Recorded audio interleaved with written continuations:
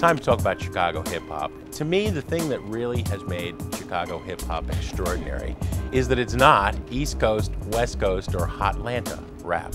So much hip-hop has been dominated by gangster stories in the last 30 years that it's not even funny.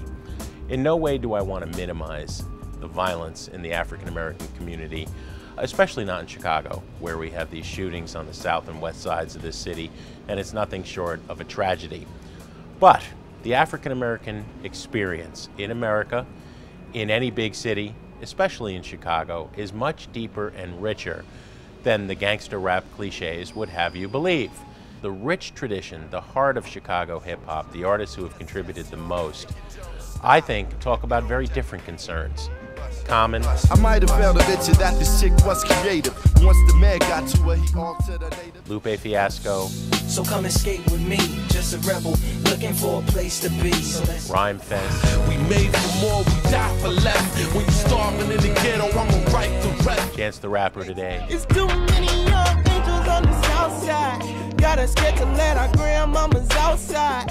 Kid Sister. Riverdale and this more when this come through, better hold on to who you can do for flirtation. And Kanye West. I've always talked about a much deeper, richer, and I think more relatable experience of growing up young and black in Chicago, in America. Kanye West on his first album, The College Dropout, and he was one, much to the dismay of his college educator mom, rapped in a song called Spaceship about working at the Gap. Let's go back to the Gap. Look at my check, wasn't no scratch, so if I stole, wasn't my fault. Yeah, I stole, never got caught. And not making enough scratch at the Gap, stealing from the till, being a token black employee put out in front, have Blackie sell the khakis. Take me to the back and pat me, asking me about some khakis, but let some black people walk in, I bet you they show off they token Blackie.